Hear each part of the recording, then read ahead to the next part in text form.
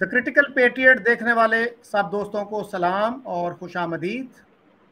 आज मेरे साथ नई दिल्ली से शरीके गुफ्तगू हैं major general BK Sharma ji. वो डायरेक्टर हैं United services institution of India के। ये दुनिया का बहुत ही पुराना थिंक टैंक है, प्रॉबेबली द ओल्डेस्ट। 1870 में ये कायम हुआ और इसके मुकाबले में जब आप कंपेयर करें तो Carnegie endowment for international peace, जो अमेरिका का सबसे पुराना थिंक टैंक है, वो 1910 में कायम हुआ और ब्रुकिंग्स इंस्टीट्यूशन 1916 में कायम हुआ। चैटम हाउस 1920 में कायम हुआ। शर्मा साहब सोल्जर स्कॉलर हैं। इनका ताल्लुक जम्मू कश्मीर से है, अच्छी उर्दू जानते हैं और इन्होंने इस्लाम का भी मुतालिया कर रखा है। तो जनरल साहब, वेलकम टू द शो। शुक्रिया शकील साहब, बहुत मेहरबानी। जनरल साहब, मैं ये जानना चाहता हूँ कि इंडिया और पाकिस्तान ये क्यों एक, जिसको कहते हैं कि दुश्मनी में इतना दूर तक चले गए हैं, जबकि जिन्ना साहब ने ये कहा था कि हमारे ताल्लुकात ऐसे होंगे जैसे अमेरिका और कनाडा के हैं, और उन्होंने मॉनरो डॉक्ट्रिन की भी बात की थी। यानी जिस तरह अमेरिका ने कहा था कि ये जो सेंट्रल अमेरिका और लैटिन अमेरिका है, इसमें हम बाहर से किसी ताकत को नहीं आने देंगे, तो इसी तरह से जिन्ना साहब ने कहा था कि इंडिया और पाकिस्तान मिलकर बाहर की किसी ताकत को इस इलाके में कोई गड़बड़ नहीं करने देंगे। तो फिर क्या खराबी आई कि अब हम एक, क्या कहते हैं, मॉर्टल एनिमीज बन गए हैं एक दूसरे के। हमारे यहाँ तो उर्दू अखबार जब इंडिया का जिक्र करते हैं तो वो अजली दुश्मन लिखते हैं, यानी इटर्नल एनिमी। तो आप कैसे देखते हैं इस सूरत हाल को? शकील साहब, ये हिस्ट्री की एक बहुत बड़ी ट्रेजेडी है कि जबकि जो दो मुल्क जो एक ही सिविलाइजेशन का हिस्सा हैं और एक ही DNA उनका है, जबकि उनको बहुत ही क्लोज होना था। इवन अगर मज़हब दो अलग हैं मेजॉरिटी पॉपुलेशन के, लेकिन कल्चरली तो हम एक ही सिविलाइजेशन के हिस्सा हैं। तो इसमें जो भी पार्टीशन से पहले हुआ, टू नेशन थियरी वगैरह, मैं उसमें नहीं जाऊंगा। वो उस वक्त की पॉलिटिक्स थी और उसका आउटकम जो है हमारे सामने आ गया कि पाकिस्तान बन के सामने आ गया।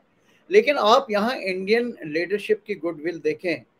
महात्मा गांधी ने यहाँ पे कितनी स्ट्रगल की कि जो भी रिसोर्सेज पाकिस्तान को चाहिए थे बंटवारे के ऊपर, he went fast on to death, ताकि पाकिस्तान वो उसके जो लेजिटिमेट रिसोर्सेज उनको मिले। इवन पंडित नेहरू, उनकी भी कोई ऐसी हॉस्टिलिटी जो नहीं थी। दोनों कंट्रीज अपनी अपनी कंसोलिडेशन में लगे हुए थे।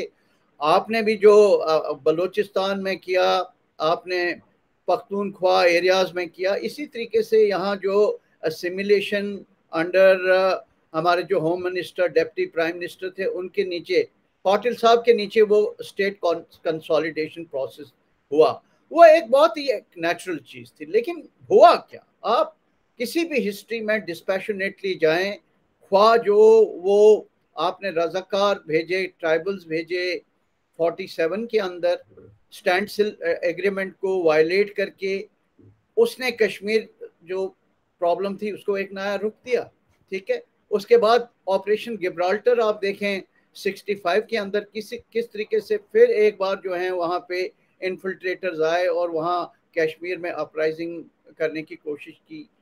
और ग्रैंड स्लैम ऑपरेशन आप देखें, छम ऑफेंसिव जब हुआ 65 में, किस तरीके से हुआ। उसके बाद 71 की तो एक अलग हिस्ट्री है। 71 का जो मेन कॉज है वो इंडिया नहीं है, ये तो आपकी अपनी जो बांग्लादेश को या ईस्ट पाकिस्तान को लेके पॉलिसी थी, उसका खमियाजा आपने भुगता और इंडिया ने बाद में आके उसमें शमूलियत की, जो भी उसके रीजंस थे। उसके बाद आप कारगिल की आप देखें स्टोरी। आप हमारे वाजपेयी साहब एक बस पकड़ के वो वहाँ की यात्रा कर रहे हैं, इस्लामाबाद की आपकी टॉप लीडरशिप से मिल रहे हैं, और कारगिल की हाइट्स पे क्या हो रहा है, आपकी पॉलिटिकल लीडरशिप क्या कर रही है। और उसके बाद एक बहुत ही बड़ा जो मुद्दा है, अभी भी इंडिया की जो थ्रेशोल्ड थी वो क्रॉस नहीं हुई थी गुडविल की टुवर्ड्स पीपल ऑफ पाकिस्तान। लेकिन ये जो क्रॉस बॉर्डर टेररिज्म को लेके और जैसे बॉम्बे जैसे अटैक, पार्लियामेंट जैसे अटैक और कई सारे अटैक जब होने शुरू हो गए, तो उसका एक असर जो इंडियन पॉपुलेशन के ऊपर भी पड़ा। तो उसकी वजह से जब भी आप देखें पॉलिटिकल लीडरशिप ने दोनों साइड से कुछ नई ब्रेक थ्रू करने की कोशिश की, तो कोई ना कोई सेंसेशनल टेररिस्ट स्ट्राइक हुई। तो उसकी वजह से अब हम इस स्टेज में चले हैं कि ये पूरा पूरा जो सिस्टम ही है वो अब बदली हो गया, और अब हम इस I think we are at the lowest point of a bilateral relation since independence. अच्छा जनरल साहब, ये बताइएगा कि कश्मीर में भी आपने सर्व किया है, आप बटालियन कमांडर थे गालबन पुंछ में। हाँ जी और जी जी। आपके 4 जो हैं करीबी रिश्तेदार भी उस मिलिटेंसी की भेंट चढ़े, तो क्या रिएक्शन था आपका उस वक्त? उस वक्त आप उधर ही सर्व कर रहे थे जब आपके 4 रिश्तेदार जो है मारे गए मिलिटेंसी की वजह से? नहीं, अभी मैंने बटालियन टेक ओवर नहीं किया था, तब तो मैं एक लेफ्टिनेंट कर्नल था। और जब ये मेरे रिश्तेदार मरे तो देखें, ये तो एक किलिंग, टारगेटेड किलिंग थी, और ये टारगेटिंग किलिंग मेरे रिश्तेदार की उस कड़ी का एक सिलसिला था जिसमें पाकिस्तान कश्मीरी पंडित्स का एग्जोडस हुआ। फिर हम चिनाब रीजन से बिलोंग करते हैं, तो वहाँ पे भी एक जो नॉर्दर्न चिनाब रीजन है जिसका ताल्लुक जो है वो अनंतनाग डिस्ट्रिक्ट के साथ, वहाँ पे भी टारगेटिंग किलिंग चलती रही। उसी टारगेटिंग किलिंग का एक हिस्सा जो है मेरे रिश्तेदार थे, क्योंकि मैं मिलिट्री में था तो उनको मारा गया। अब उसके इमीडिएटली बाद जो है मैंने बटालियन कमांड संभाली पुंछ एंड राजौरी के एरिया में। लेकिन हमारी आर्मी जो है, इंडियन आर्मी में ये तरतीब नहीं है कि अगर आपका कोई पर्सनल लॉस है और एक बार आपके पास पावर आई तो आप उसकी रिवेंज करें। हम लोग जो हैं इंडियन आर्मी जो भी डिप्लॉयड कश्मीर के अंदर है, ठीक है छोटा मोटा कोलेटरल डैमेज का भी होता होगा, लेकिन हम वहाँ जो है वो लोगों की प्रोटेक्शन के लिए, हम वहाँ मिलिटेंसी को कंट्रोल करने के लिए। और इसी एक मैंडेट के नीचे जो मेरी तरतीब थी इंडियन मिलिट्री की, जब मैंने कमांड की तो मैंने ये यकीन किया कि एक भी इनोसेंट आदमी जो है उसके ऊपर खराश या उसके ऊपर आंच नहीं आनी चाहिए, क्योंकि उसी के लिए मैंने इंडियन कॉन्स्टिट्यूशन के ऊपर ओथ लिया है to protect our people and to protect our territory. And इसलिए जो मेरा पर्सनल लॉस है उसको मद्देनजर रख के मुझे कोई भी फैसले, इमोशनल फैसले नहीं रखने चाहिए।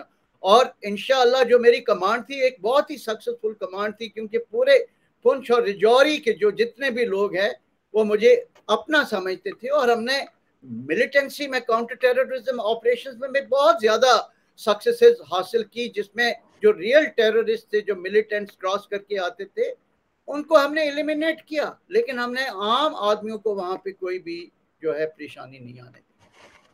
तो क्या मिलिटेंट्स को इनकाउंटर्स में नहीं मारा जाता था? कभी किसी मिलिटेंट से आपकी बातचीत हुई? नहीं, देखें मैंने तो बहुत सारे मिलिटेंट से पकड़े भी, एनकाउंटर्स भी हुए, लाइव भी पकड़े, और जितने भी लोग मैंने पकड़े खासकर जो पाकिस्तान से बिलोंग करते थे, तो मैंने उनसे ये पूछा, भाई आप किस लिए यहाँ पे आए हो? आपको तो अपनी रोजी रोटी कमानी चाहिए, अपने वालदेन की मदद करनी चाहिए, आप वहां से यहाँ ले क्या करने आए? तो उन्होंने बोला, जनाब जो है हमें प्रोपेगेंडे में डाला गया, क्योंकि उन्होंने बोला कि कश्मीर के अंदर इस्लाम खतरे में है, वहाँ किसी किस्म की कोई मजहबी आज़ादी नहीं है, मस्जिद के अंदर हम अजान नहीं दे सकते, नमाज नहीं पढ़ सकते, हमारी जो खातून हैं, जो लेडीज हैं, उनके साथ बुरा सलूक होता है। तो जब मैंने कहा मैं यहाँ आया, और जब मैं जिस घर में भी गया, खाना पीने कुछ करने गया या शर्ट पनाह लेने गया, तो लोगों ने मेरे सामने हाथ जोड़े कि हम यहाँ बहुत खुश हैं, आप यहाँ मत आएं, आपके यहाँ आने की वजह से जो है हमारी प्रॉब्लम बढ़ जाएगी। कहता जब मैंने यहाँ देखा कि ये सारा प्रोपेगेंडा, तो मैंने वापस कोशिश की अपने मुल्क में वापस जाने की, जिसकी वजह से मैं पकड़ा गया। और ये उस मिलिटेंट की स्टोरी नहीं है, जितने भी मिलिटेंट्स आप इंटरोगेट करो उन सब की यही स्टोरी थी। और मैंने खुद ट्रांसमिशंस पकड़ी हैं, जो वहाँ के जो आपके जो आईएसआई वाले लोग यहाँ पे मिलिटेंट नेटवर्क को कंट्रोल करते थे, उनमें सिर्फ पैसे की लेन देन की बात होती थी, कोई आइडियोलॉजी की बात नहीं, कोई जिहाद की बात नहीं। It was actually an industry which was being run there, और पैसे के नाम पे ये पूरा जितना चलता था। तो इसका ये मतलब नहीं कि कश्मीर के लोगों के कुछ इश्यूज नहीं है और मैं उनको कारपेट के नीचे डालना चाहता हूं, नहीं। वहां कुछ इश्यूज, आइडेंटिटी इश्यूज हैं, लेकिन दोज आर पॉलिटिकल इश्यूज, और उनका जो सोल्यूशन है वो क्रॉस बॉर्डर टेररिज्म के थ्रू वो नहीं हो सकता। उससे प्रॉब्लम और ज्यादा कॉम्प्लिकेटेड होगी, उन लोगों के लिए और मुसीबतें बढ़ेंगी, ना कि कोई सोल्यूशन या उसका कोई नतीजा उभर के सामने। तो ये जो मिलिटेंट आपने पकड़े जो पाकिस्तान वापस जा रहे थे, उनको फिर आपने क्या मरवा दिया, जेल में डाला, क्या किया? देखे, ऐसा कुछ यहाँ पे नहीं होता। जो एनकाउंटर फेस टू फेस जब गोली चल रही है तो यहाँ से गोली चलेगी। जो मिलिटेंट जो है उसमें मर गया वो मर गया, that is part of the game. लेकिन कोई भी मिलिटेंट जो यहाँ पे सरेंडर करता है या हथियार नहीं डालता या हम उसको कैप्चर करते हैं, जैसे मेरी बटालियन है 13 मिलिटेंट जो इतने ज्यादा असले के साथ आए थे उनको capture, there is a legal process, उनको डाल दिया हमने। अपना जुडिशरी, लोकल पुलिस उसका फैसला करेगी as per the rule of the law. आप बीच में देखें इंडियन गवर्नमेंट ने कितनी एक अच्छी पॉलिसी निकाली थी कि जितने भी लोग वहां पाक ऑक्यूपाइड कश्मीर के अंदर माइग्रेट कर गए हैं वो वापस आए, उनके लिए हम एक रिहेबिलिटेशन पॉलिसी बनाएंगे, उनकी फैमिली के लिए रिहेबिलिटेशन। जितने मिलिटेंट्स ने सरेंडर किया उनको जॉब्स दिया, कोई बीएसएफ में है, कोई सीआरपीएफ में है, कोई टेरिटोरियल आर्मी के अंदर है। तो ऐसी कोई ये पॉलिसी नहीं है, बिल्कुल एक गलत प्रोपेगेंडा है, और जिस प्रोपेगेंडा से मसला जो है और उलझता है, ना कि उसका कोई सोल्यूशन निकलता है। लेकिन सर ये जो है, जब जब ये आपने जो स्पेशल आर्टिकल था 370 जब वो किया, एब्रोगेट किया, उसको उसके बाद तो कहा जाता है जी कि कश्मीर जो है वो सबसे बड़ी जेल बन गया दुनिया की। आप देखें आर्टिकल 3, एब्रोगेशन ऑफ आर्टिकल 370 से पहले वायलेंस लेवल कश्मीर वैली के अंदर क्या थी, और आर्टिकल 370 के बाद वहां पे वायलेंस लेवल क्या है अभी। देखें, इन एंटीसिपेशन के कुछ आर्टिकल 370 एब्रोगेशन का असर पड़ेगा, लोगों के इमोशंस हर्ट होंगे। हो सकता है लोग आए, जैसे बुरहान वानी के मरने के बाद लोगों ने पब्लिक अपराइजिंग वहां पे हुआ, उससे लोगों का नुकसान हुआ। उसी एंटीसिपेशन को, उसी चीज को मद्देनजर रखते हुए यहाँ पे कुछ स्ट्रिक्टनेस की, कुछ लोगों के ऊपर, उनकी मूवमेंट्स के ऊपर, इंटरनेट के ऊपर जो है कुछ उसके अंदर रिस्ट्रिक्शंस रखी। लेकिन जो जो लोगों का वो टेम्पर जो है वो कंट्रोल में आता गया, वो सारी रिस्ट्रिक्शंस खुल गई हैं। आज आप देखें कश्मीर के ऊपर कौन सी रिस्ट्रिक्शन रखी है। हाँ, जो एक पाकिस्तान को लेके एक इको सिस्टम वहां पे बना हुआ था हवाला नेटवर्क को लेके, या जो मौलवीज या कुछ ऐसे लोग जो है मॉस्क के अंदर जो प्रोपेगेंडा करते थे, लोगों को इंडोक्ट्रिनेट करते थे, उनके खिलाफ कार्रवाई हुई है। लेकिन एक आम आदमी की जो रोजमर्रा जिंदगी है वो पूरे तरीके से बहाल हुई है। और सबसे बड़ी ये चीज है कि कोई भी इनोसेंट आदमी वहां है, आफ्टर एब्रोगेशन ऑफ आर्टिकल 370 वहां पे कोई डेथ नहीं हुई। अच्छा सर, ये बताइएगा कि ये दुरुस्त है बात कि बुरहान वानी के जो वालिद हैं वो हेडमास्टर हैं वहाँ किसी स्कूल के, और कुछ अरसा पहले उन्होंने इंडिया का झंडा भी लहराया था किसी इवेंट पे? वो तो आप सामने देखें, वो तो पूरे मीडिया के अंदर था, उसके वीडियो बन चुके हैं। ये जितनी भी जो हेट्रेड है ये इंजेक्ट की हुई है, ये कश्मीर साइक का हिस्सा नहीं है, ये सारा एक एलियन एलिमेंट है। कश्मीरी लोग क्या थे, हम बोलते थे हम कश्मीरी लोगों का जो इमोशन है वो चाय के औफान की तरह है, थोड़ी देर के लिए हम ऊपर बिल्कुल उबलते हैं, फिर थोड़ी देर में ठंडे हो जाते हैं। और कश्मीरी साइक क्या थी, पूरा सूफीज़म, सिंक्रेटिज्म, जो आपस में को एग्जिस्टेंस, पीसफुल, एक ही किस्म की जियारतें थी, एक ही किस्म के हमारे जो जो जो सूफी श्राइन्स थे वहां पे, हिंदू मुस्लिम सिख सब लोग वहां पे जाते थे। वो तो रियल एक कश्मीर है। ये जो बाद में जो ये एलियन आइडियोलॉजी आई और जिस तरीके से इसको इम्पोज किया कश्मीरी सोसाइटी के अंदर, ये ज्यादा देर तक लोगों के अंदर जाके घुस नहीं सकती। ठीक है, थोड़ा ये एक टेम्पररी असर इसने किया हुआ है रेडिकलाइजेशन का, लेकिन डीप डाउन जो बुरहान वानी का जो वालिद हैं उनको एक गवर्नमेंट जॉब के अंदर वो हैं, उनके ऊपर किसी ने कोई थोड़ी देर के बाद उनके अंदर ये रियलाइजेशन हुई कि हो सकता है उनके लड़के ने एक गलत जोश में आके गलत कदम उठाया, और अब अगर वो रियलाइजेशन हुई है और वो ऐसा काम कर रहे हैं तो हम उसकी खुशामदीद करते हैं, उसको वेलकम करते हैं। और ऐसे कई और सारी फैमिली जो हैं वहां पे उन्होंने यही रवैया जो है वो इख्तियार किया। अच्छा सर, पाकिस्तान में जो लोग इंडिया के साथ अच्छे ताल्लुकात नहीं चाहते, वो दो तीन आर्ग्यूमेंट्स देते हैं।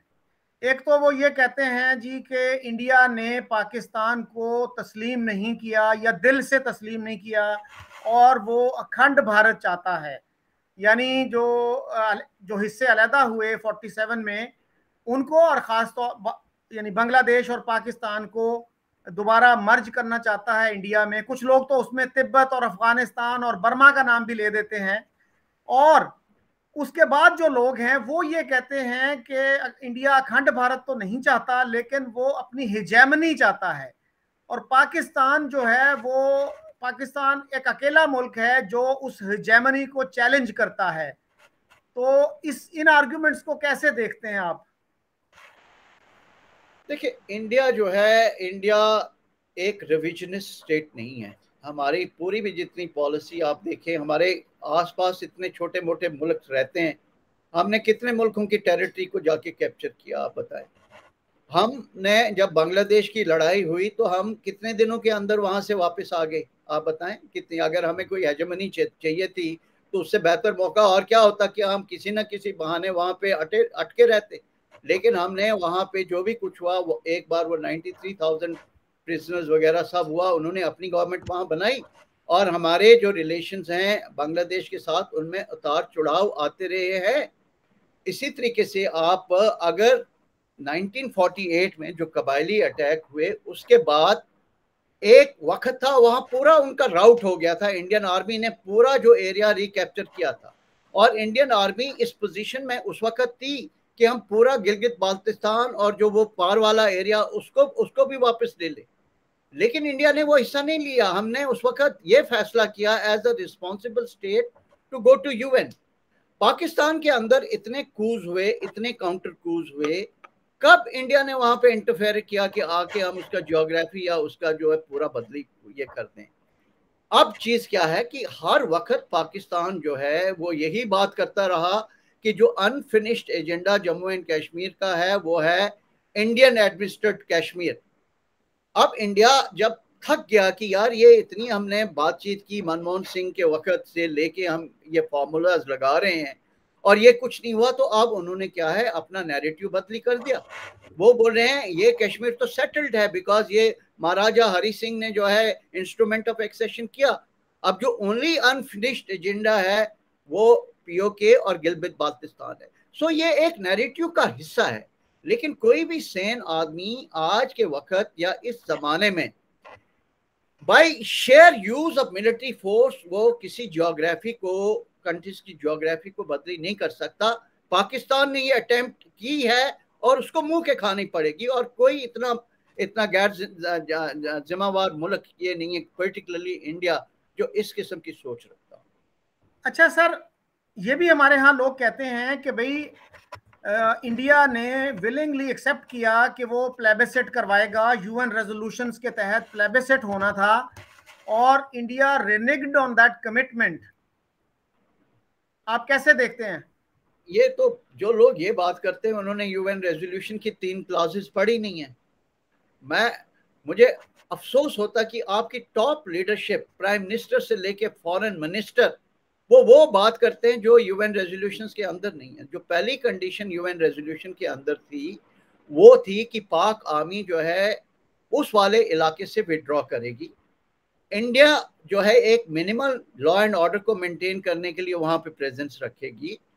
उसके बाद लोगों की जो आम राय है उस आम राय को लेके वहां पे जो प्लेबिसिट होगा under the aegis of UN. ये शर्तें कब कंप्लीट की पाकिस्तान ने? ठीक है, अब अगर 2 मिनट के लिए नोशनली पाकिस्तान ये कहता कि ठीक है मैं अपनी आर्मी वहां से विड्रॉ करता हूं, जबकि वो कभी नहीं कहेंगे। अब तो वहां पाकिस्तान चाइना इकोनॉमिक कॉरिडोर बन चुका उस एरिया के अंदर, अब तो कभी नहीं। अगर थियोरेटिकली वो कहते भी हैं कि हम ऐसा करने के लिए तैयार हैं, लेकिन lot of water has flown in Jhelum river.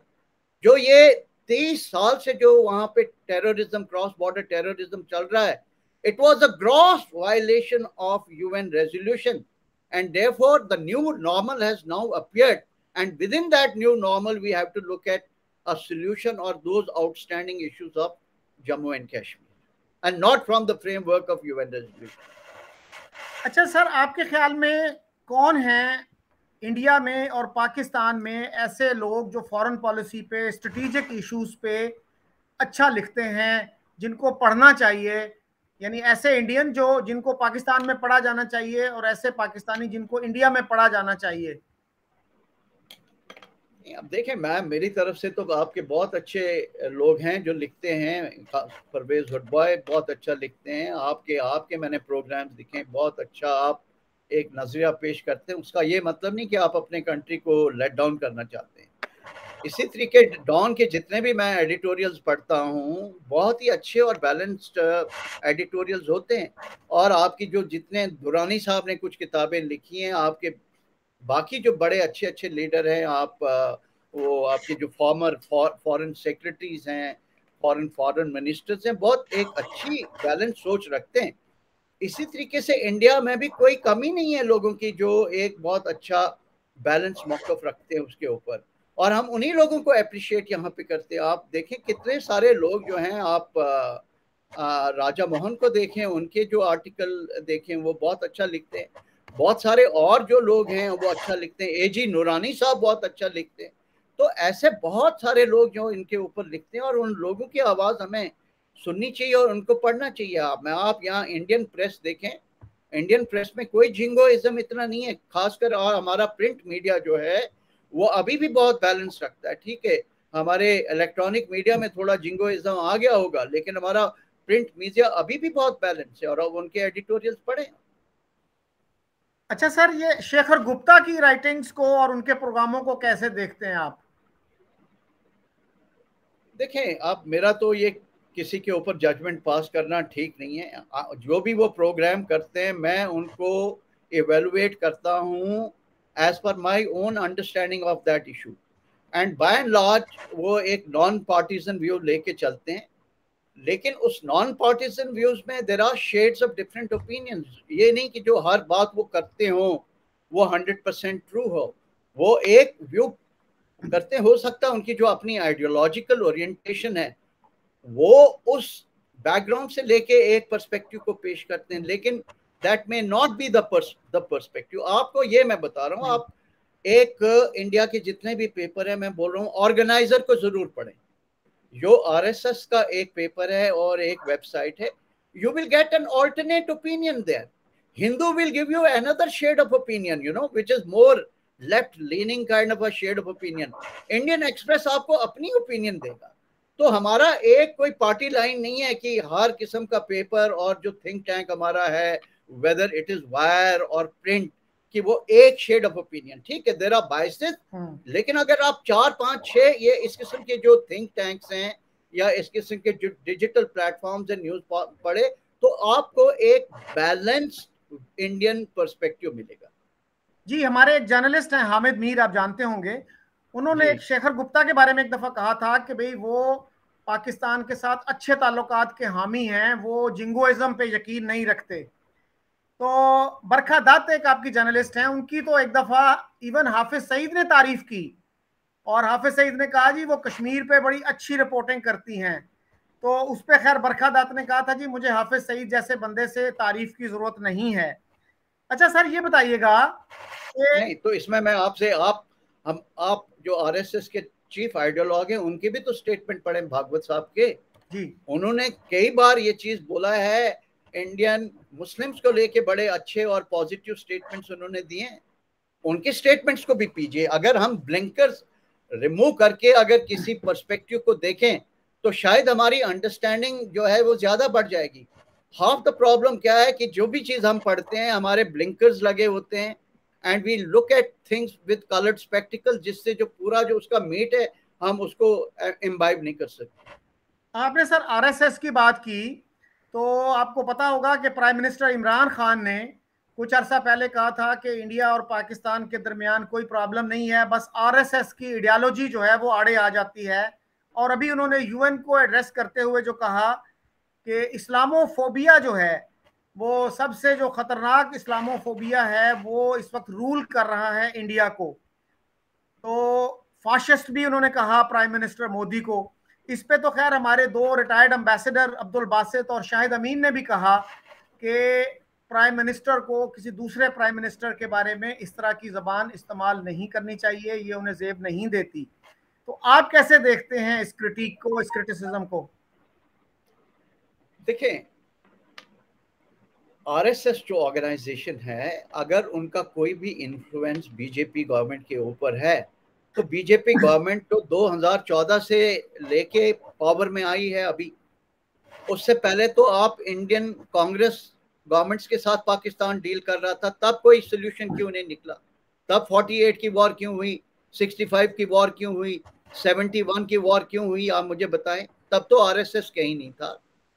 अब आरएसएस जो आया है, आरएसएस और जो बीजेपी की आइडियोलॉजी है, वो उसमें एक चीज प्रोमिनेंटली उभर के सामने आई है।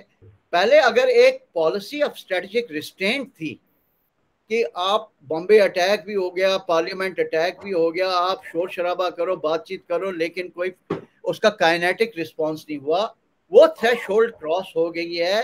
And now this is more representative of muscular nationalism, I can say. And this muscular nationalism जो उभर के आया है, ये चीज मैं आपको बताऊं, बेशक कई चीजों पे जो है डिफरेंस ऑफ ओपिनियंस हो आरएसएस और बीजेपी को लेके इस कंट्री के अंदर, लेकिन जहां तक उनकी डीलिंग्स पाकिस्तान के ऊपर हैं, there is a national consensus that we need to be more bold and more dynamic and proactive in our dealings with Pakistan. ये आरएसएस और बीजेपी नहीं है, it's a majority public sentiment of India. अच्छा sir, ये बताइएगा कि अफगानिस्तान की हम थोड़ी सी बात कर लें कि हमारे यहाँ ये बहुत बात की जाती थी आज से 5-6 साल पहले, 10 साल पहले, कि इंडिया के वहाँ बहुत कौंसल खाने हैं। हमारे एक लेफ्टिनेंट जनरल हैं अब्दुल कयूम, जो बाद में सेनेटर भी बने, वो नवाए वक्त में कालम लिखा करते थे।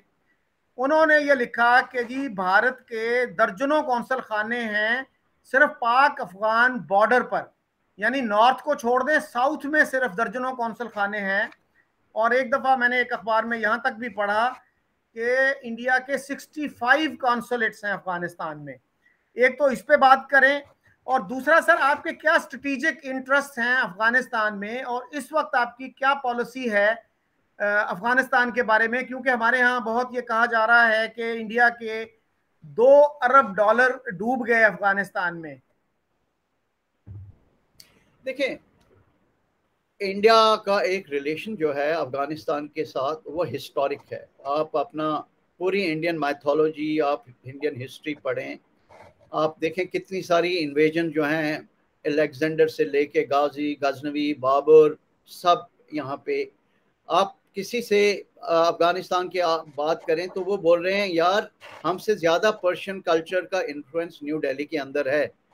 ठीक है, तो एक हमारे महाभारत का आप देखें एपिसोड, उसमें पूरा कंधार और अपना मथुरा को लेके क्या हमारे रिलेशंस रहे हैं।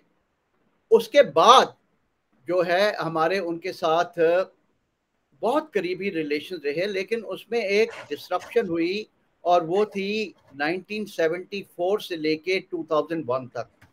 क्योंकि उस वक्त जो वहाँ पे मुजाहिदीन थे, वो वहाँ जो भी जिहाद कर रहे थे, अमेरिका ने उनको इस्तेमाल किया।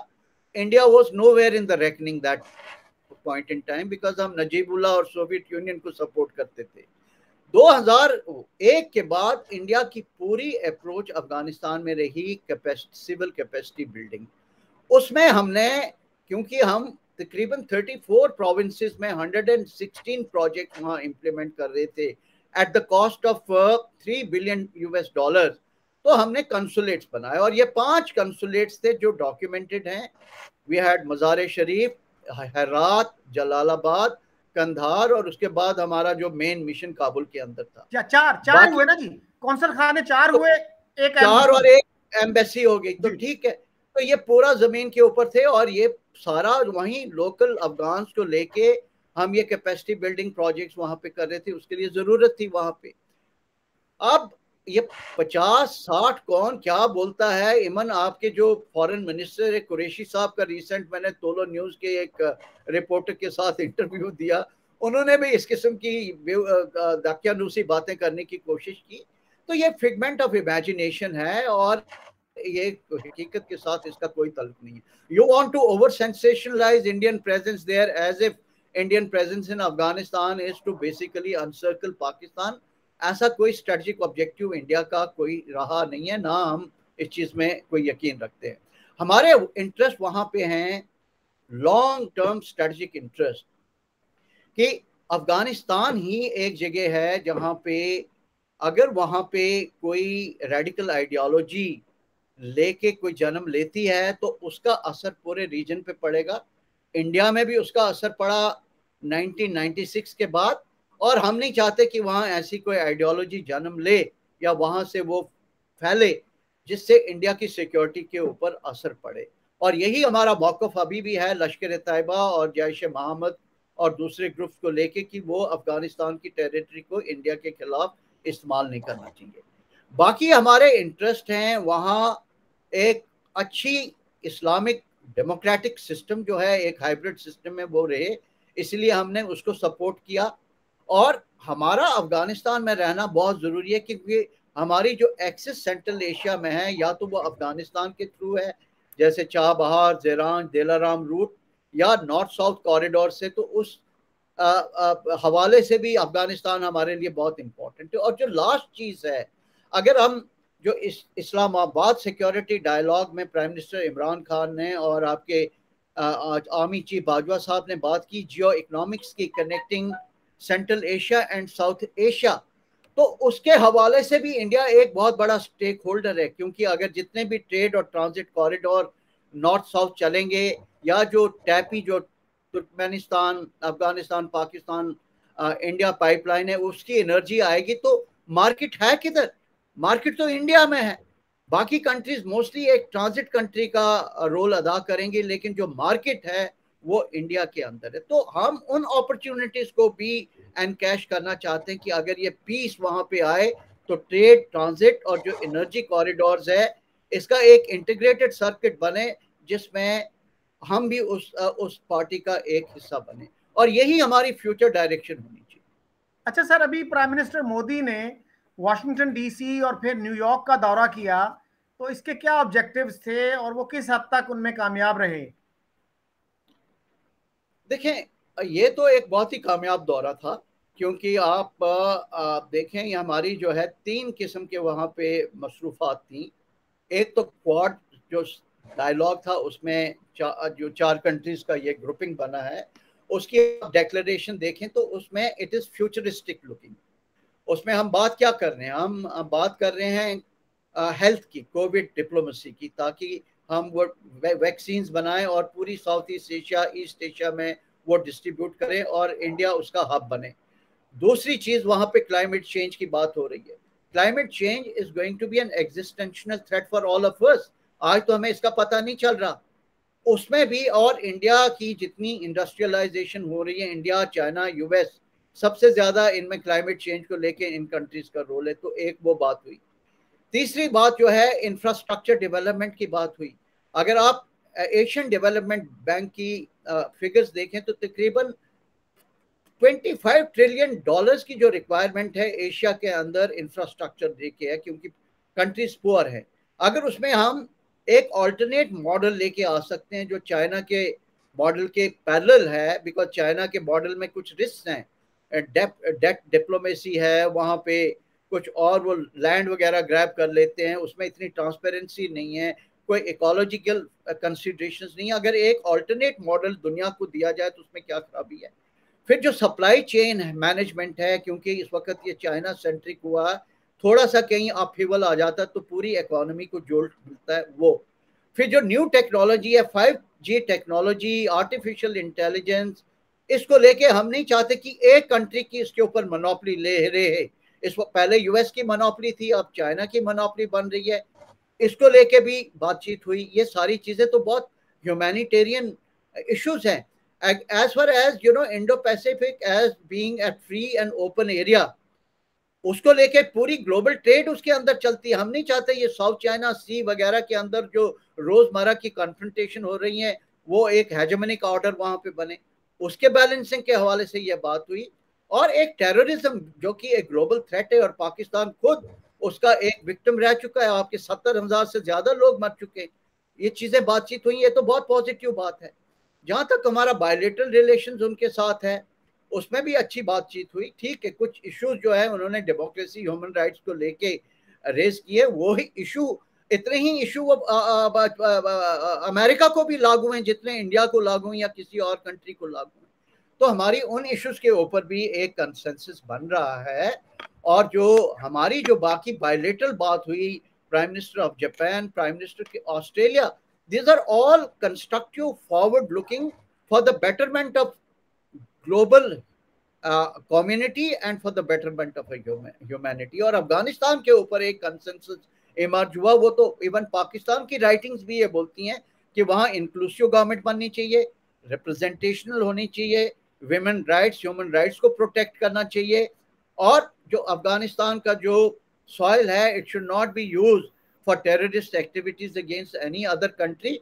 और जो भी इंटरनेशनल एड वहां पे जाएगी कम से कम वहां एक अच्छा सिस्टम हो जो इंक्लूसिव हो, जिसमें इंटरनेशनल कम्युनिटी को ये कंफर्ट जोन मिले कि जो एड वहां पे दे रहे हैं it is reaching the right people.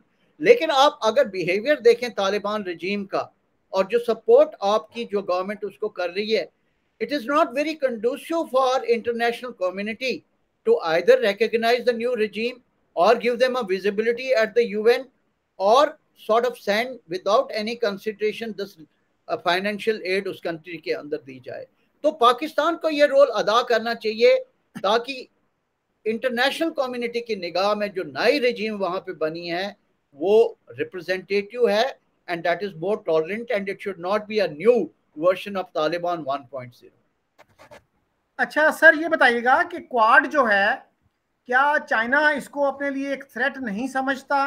शुरू में तो नहीं समझता था, लेकिन अब लगता है कि वो इसको अपना थ्रेट समझते हैं। और एक और भी तो अलायंस बन रहा है ना, AUKUS, उसके बारे में भी ब्रीफली अगर आप बता सकें। देखें चाइनीज जो हैं वो शुरू से ही क्वाड के मतलब खिलाफ रहे हैं। उन्होंने बोला कि ये जो क्वाड जितना भी बन रहा है ये चाइना कंटेनमेंट है, जबकि हमारे प्राइम मिनिस्टर और कई लोगों ने ये बोला कि ये एज सच कंटेनमेंट नहीं है, बैलेंसिंग जरूर है। और बैलेंसिंग और कंटेनमेंट में बहुत ज़्यादा फर्क है। एक बैलेंसिंग है क्योंकि जो रवैया जो चाइना ने इख्तियार किया है, यूनिलैटरलिज्म और जो ये bulldozing its way, the wolf warrior diplomacy, ये इट हैज़ मतलब लोग जो छोटी कंट्रीज को नर्वस बना दिया उन्होंने। आप कोरोना पैंडेमिक के वक्त जबकि इतनी बड़ी नेशन है जो एस्पायर कर रही है to be a global leader, आपको लोगों की मदद करने के बजाय आपने अपनी जो एक्टिविटीज साउथ चाइना सी में बढ़ा दी। छोटी फिलीपाइंस, मलेशिया, इंडोनेशिया जैसी कंट्रीज को, अपने वियतनाम जैसी कंट्री को बुलडोज करना शुरू कर दिया।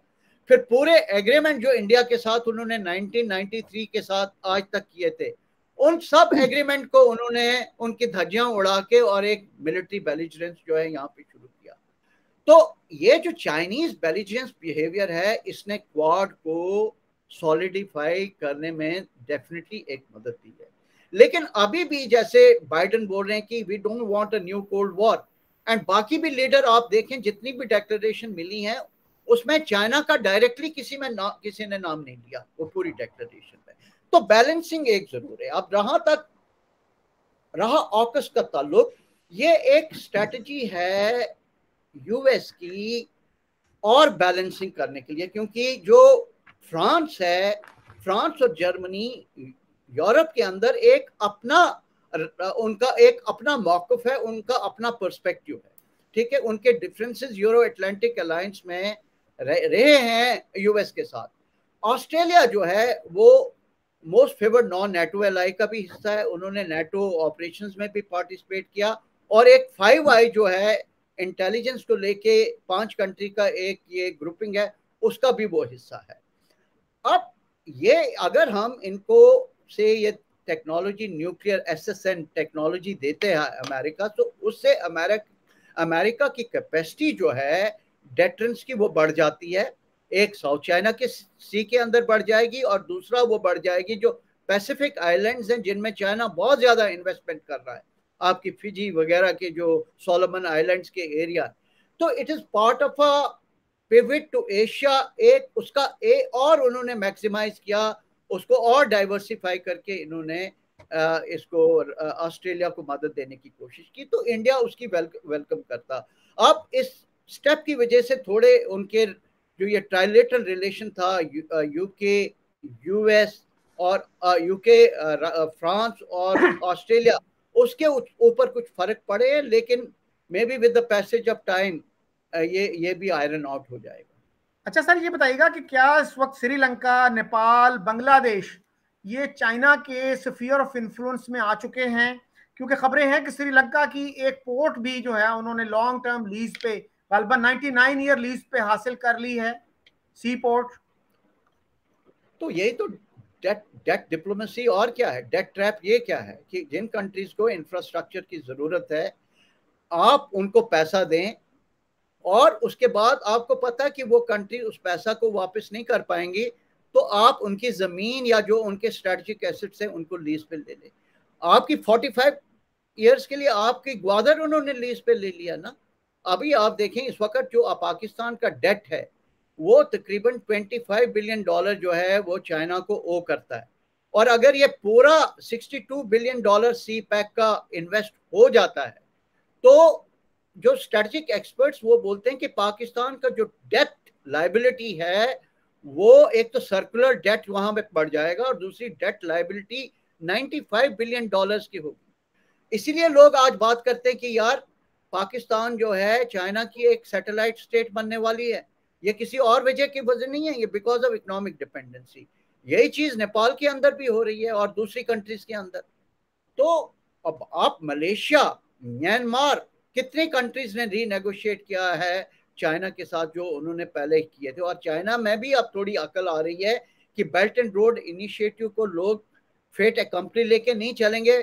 बहुत सारी कंट्रीज ने इसको जो है रीनेगोशिएट किया है और इसी तरीके से हम चाहते हैं कि ना इंडिया बल्कि बाकी कंट्रीज, जापान, यूएस आके इस साउथ एशियन रीजन के अंदर इन्वेस्ट करें ताकि जो ये ग्रेविटेशनल पुल चाइना एक्सरसाइज कर रहा है छोटी कंट्रीज की तरफ उसको बैलेंस किया जाए। आप कह रहे हैं जी कि 45 साल की लीज पे ले लिया है चाइना ने ग्वादर को, क्या ये दुरुस्त है बात? हम ये तो बिल्कुल वहां पे लीज पे लिया हुआ है। वहां पे आप देखें वो पूरा जितना भी ग्वादर के अंदर जितनी उनके मरीन्स वो डिप्लॉयड हैं, आप देखें जिस किस्म की रिस्ट्रिक्शन जो है आपके बलूचिस्तान या जो आपके वहाँ सिंध वाले लोग हैं वो इन एरियाज में नहीं जा सकते, उनको स्पेशल परमिट्स लेने की ज़रूरत है।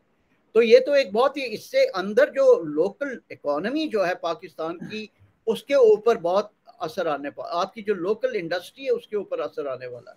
अब तो चाइना ने यह भी फैसला कर लिया कि वो कोल प्लांट्स वर्ल्ड में नहीं बनाएंगे, और जितने आपके प्रोजेक्ट्स हैं वो कितने कोल डिपेंडेंट हैं, और पाकिस्तान का जो कोल है वो अच्छी हालत में नहीं है, वो उसका जो मतलब एशेस बहुत ज्यादा उसमें। कोल आएगा कहाँ से, या चाइना से आएगा या इंडोनेशिया के से आएगा। तो आप देखें इसके ऊपर एक बहुत ज्यादा बहस छिड़ चुकी है पाकिस्तान के अंदर, और मुझे खुशी है कि आपकी पार्लियामेंट में भी सी पैक को लेके सेनेट के अंदर जो है इश्यूज रेज किए हुए।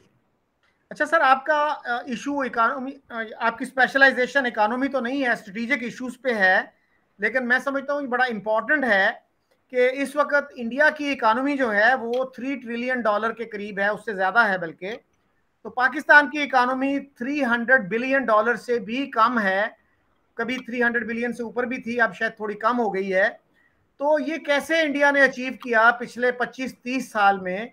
अब आपके यहाँ बिलियनियर्स की तादाद भी जो है वो 170-72 के करीब हो गई है, जो कि इस तरह की सूरत हाल नहीं होती थी आज से 30-35 साल पहले। 2-4 ही बिलियनियर होते थे इंडिया में। तो how did you accomplish all this? देखें इसमें जब नरसिम्हा राव साहब प्राइम मिनिस्टर थे और मनमोहन सिंह जब उस वक्त उनके फाइनेंशियल एडवाइज़र और फिर फाइनेंस मिनिस्टर थे, तो उस वक्त रिफॉर्म्स आई और खुशी की बात यह है कि वो रिफॉर्म्स इरिस्पेक्टिव ऑफ कौन गवर्नमेंट इंडिया के अंदर आई, वो सस्टेनेबल एक रोड मैप बन गया हमारे लिए।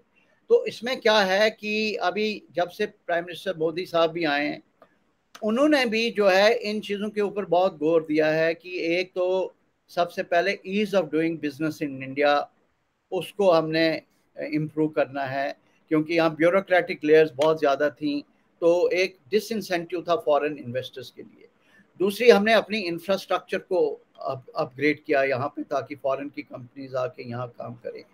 लैंड एक्विजिशन के कुछ प्रॉब्लम्स थे, सुप्रीम कोर्ट की कुछ रीलिंग्स थी, उसको ईज आउट कर लिया, स्पेशल इकोनॉमिक जोन बनाने शुरू कर दिए। हमने जो mobility corridors, north south corridors जो हैं, उनको एक्सपेंड किया, ठीक है। उसके अलावा जो साइंटिफिक इनोवेशन उसके अंदर हुई।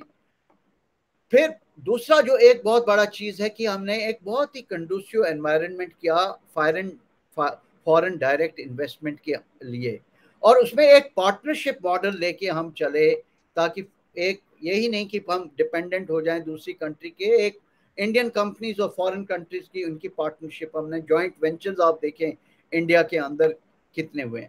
और सबसे ज़्यादा जो इम्पोर्टेंट था, आप देखें, हम ज़्यादा जो है इम्पोर्ट एक्सपोर्ट इकोनॉमी नहीं है, we are not even in top 30। हमारी यहाँ डोमेस्टिक कंजम्पशन के ऊपर हमने बहुत ज़्यादा जोर दिया, ताकि अगर कार मार्केट यहाँ पे आती, कार इंडस्ट्री आती, ऐसी जो जो रोज़मर्रा की चीज़ें आपकी घर के चाहिए, उनकी डोमेस्टिक कंजम्पशन जो है वो ज़्यादा हुई। तो ये सब सारे इश्यूज को लेके, और अब सबसे बड़ा जो एक हमने इनोवेशन की है प्राइम मिनिस्टर मोदी ने, वो है आत्मनिर्भर भारत, सेल्फ रिलायंट इंडिया, जिसमें ज़्यादातर प्रोडक्ट जो हैं वो कोलाबोरेशन के साथ हम इंडिया में बनाएंगे। पाकिस्तान में ये क्यों नहीं हुआ? क्योंकि आपकी दो मेजर फैक्टर्स वहाँ इसके लिए हैं, एक तो पॉलिटिकल स्टेबिलिटी, और जो है दूसरा सिक्योरिटी एनवायरनमेंट। अगर आप इन दो चीज़ों को ठीक करते हैं तो पाकिस्तान के अंदर भी ये इन्वेस्टमेंट आ सकती है।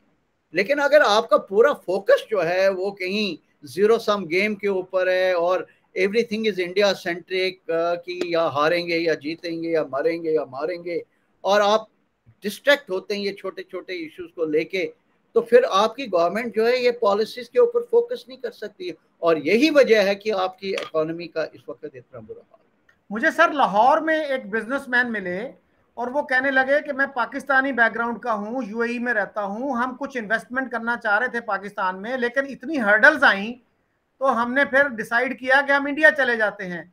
और वहां पे कहता हमें इतनी अच्छी रिसेप्शन मिली, और किसी ने ये मसला नहीं उठाया कि तुम तो पाकिस्तानी बैकग्राउंड के हो, तुम यहाँ इन्वेस्ट नहीं कर सकते। तो he was very happy about that.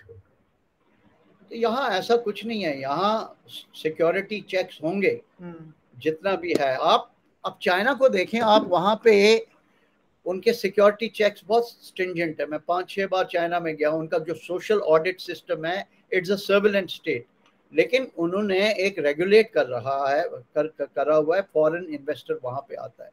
Pakistan में जो जहाँ तक मैं देखता हूँ, मैं अपने चाइनीज फ्रेंड्स के साथ भी बात करता हूँ, करप्शन बहुत डीप रूटेड है, बहुत ज़्यादा डीप रूटेड है, हर लेयर पे एक करप्शन है, और उसकी वजह से मेरे ख्याल में investment environment is not very friendly. और फिर आप भी हडिंग करो लोगों की, कोई पकड़ के कहीं किडनैप कर दिया, हाईजैक कर दिया, इधर कर दिया, उधर कर दिया, तो लोग बोलते हैं यार यहाँ तो जान और माल का खतरा है, इस कंट्री में क्या मैं इन्वेस्ट करूँगा, और आपकी डोमेस्टिक मार्केट भी इतनी कोई बड़ी नहीं है। तो अब आपको डाइवर्सिफाई करना चाहिए। आप पूरा जो चाइना के साथ पूरा अपने इंटरट्वाइन कर दिया अपना इकोनॉमी, इसके अपने रिस्क हैं एक कंट्री के ऊपर डिपेंडेंट होना। इवन मैं बताऊं, इस्लामिक कंट्रीज क्यों नहीं आ रहे आपके अंदर? सऊदी अरेबिया, यूएई, कतार, इन कंट्रीज को आके इन्वेस्टमेंट करना चाहिए। आप देखें सऊदी अरेबिया कितनी ज्यादा इन्वेस्टमेंट है यूएई इंडिया के अंदर कर रहा है, और उससे पूरा जो जियोपॉलिटिकल शिफ्ट हो गया हमारे रिलेशंस के अंदर, पाकिस्तान के अंदर क्यों नहीं आ रहे? वो तो आप ओआईसी के एक हिस्सा हैं, और आपके इतने रिलीजियस स्ट्रॉन्ग रिलेशंस उनके, ये सवाल तो आपको उठाने चाहिए और अपने लोगों से पूछने चाहिए। तो सर सऊदी अरब की और यूएई की कितनी अंदाजन इन्वेस्टमेंट है इंडिया के अंदर? सऊदी अरब की 60 बिलियन है, कितनी है? इससे ज्यादा ही है, क्योंकि एक वो रिफाइनरी यहाँ क्रिएट करना चाहते थे जिसमें मेरे ख्याल में $100 बिलियन तक का उनका इन्वेस्टमेंट था, or there's been a significant improvement as far as UAE investment, or these are mega strategic level projects जो वहाँ इंडिया में वो शुरू करना चाहते हैं. मुझे एग्जैक्ट फिगर तो अभी ऑफ द कफ याद नहीं है, but it is nearly more than $50 billion. It's a huge investment and with much more potential for growth. अच्छा सर, आखिर में थिंक टैंक्स की कुछ बात कर लें तो इंडिया इस वक्त ऐसा मुल्क है जहां पे अमेरिका के बाद सबसे ज्यादा थिंक टैंक्स हैं. तो पाकिस्तान में पूरे में शायद उतने थिंक टैंक्स नहीं होंगे जितने सिर्फ दिल्ली में हैं. तो क्या आपकी बाकी जो थिंक टैंक्स हैं दुनिया के, उनसे कोलैबोरेशन रहती है? किसी पाकिस्तानी थिंक टैंक से भी आपकी कोलैबोरेशन है? कोई इंटरेक्शन होता है? हमारे जैसे मेरा इंस्टीट्यूशन है, मेरी कोलैबोरेशन तकरीबन 30 फॉरेन थिंक टैंक्स के साथ है, जिसमें हम प्रोग्राम्स भी करते हैं. Rand Corporation, Hudson, Fair Observer और ताइवान, चाइनीज़ थिंक टैंक्स के साथ मेरा टाई अप है मेरी इंस्टीट्यूशन का. इसी तरीके से बहुत सारी दूसरी कंट्रीज़ के साथ हमारे टाई अप्स हैं. जहाँ तक पाकिस्तान है, वहाँ के किसी भी थिंक टैंक के साथ हमारा यहाँ टाई अप नहीं है. इंडिविजुअल लेवल पे हम बातचीत करते हैं. कई बार मैंने बासित साहब के साथ भी बातचीत की है, आपके प्रोफेसर हुडबा साहब से बात की है, आपकी आयशा सदीका के साथ बातचीत हमने की है, but that is an individual level. मेरा प्रॉब्लम जो मैं बाहर जहाँ भी मैंने पाकिस्तानी थिंक टैंक्स को देखा, पाकिस्तानी थिंक टैंक्स में वो फ्रीडम ऑफ थॉट नहीं है जो इंडियन थिंक टैंक्स में है. जितने भी लोग बाहर, मैंने मेजॉरिटी ऑफ थिंक टैंक जो देखे, वो एक नैरेटिव को बिल्डअप कर रहे थे, क्योंकि मुझे लग रहा है जहाँ तक वो हैं उनको ISI से क्लियरेंस लेना पड़ती है कि वो जाके बाहर के मुल्क में क्या बात करें, क्या नैरेटिव करें. तो सारे नैरेटिव मुझे एक तरह के लगे, और जो बेचारे कोई इंडिपेंडेंट वॉइस वाले कुछ थिंक टैंक्स भी मैंने देखे, they were living under the shadow of fear कि पता नहीं वापस जाके क्या होगा क्या नहीं होगा. और कई सारे जो आपके जो स्ट्रेटजिक थिंकर्स हैं वो तो पाकिस्तान छोड़ के कहीं दाएं बाएं चले गए. आप आयशा सिद्दीका निकल गई वहाँ से, आपके हुसैन हकानी देखें, बड़ा अच्छा स्ट्रेटजिक थिंकर है. एक अच्छी किताब उन्होंने री इमेजिनिंग पाकिस्तान लिखी. असद दुरानी साहब जिन्होंने एक इंडिपेंडेंट लाइन टो करने की कोशिश की, उनकी मूवमेंट के ऊपर रिस्ट्रिक्शंस लगा दी गई. तो मेरे ख्याल से ये एक स्टेट जो है, उनको उनके अंदर ये डर नहीं होना चाहिए कि एक थिंक टैंक कुछ कर दे तो उससे क्या है, ये ट्रेजन है या ये स्टेट के अगेंस्ट होगा. आप यहाँ पे देखें, बीजेपी की यहाँ पे गवर्नमेंट है, आप वायर को देखें, आप इसको देखें, प्रिंट को देखें, कितने सारे और जो थिंक टैंक हैं कितने जोर जबरदस्त तरीके से उनको क्रिटिसाइज करते हैं. But the government is taking it in STRIDE and that is the strength of democracy. और इससे मुल्क स्ट्रेंथ नहीं हो सकता, वीक नहीं होगा. Thank you very much general साहब, आपने मुझे बहुत वक्त दिया, बड़ी अच्छी बातें की. तो उम्मीद करनी चाहिए जी कि हमारे ये दोनों मुल्क जो हैं ये पीस के रास्ते पे, अमन के रास्ते पे चल सकें, और दोनों मुल्कों के जो ख़ास तौर पे गरीब आवाम हैं उनका फ़ायदा हो सके. और मेरा ख्याल है कि पाकिस्तान एक ऐसा एरिया जिसमें इंडिया से बहुत फ़ायदा उठा सकता है, वो IT का है. IT रेवोल्यूशन में इंडिया बहुत आगे है. और मुझे बड़ी दिलचस्प लगी ये बात जब मुझे पता चला कि अमेज़न का सबसे बड़ा दफ्तर जो है वो अमेरिका में नहीं, इंडिया में है, और गूगल के 4 दफ्तर हैं इंडिया में. तो ये बड़ी आपकी कामयाबी है, और इस पे मैं आपको मुबारकबाद देता हूँ. तो इसी के साथ सर मैं आपसे और अपने व्यूअर से इजाज़त चाहता हूँ. खुदा हाफिज. थैंक यू शकील साहब, बहुत अच्छा लगा आपसे बातचीत करके, और उम्मीद करते हैं कि आइंदा आने वाले वक्त में भी हम इस कड़ी को जारी रखें. That would be my pleasure sir.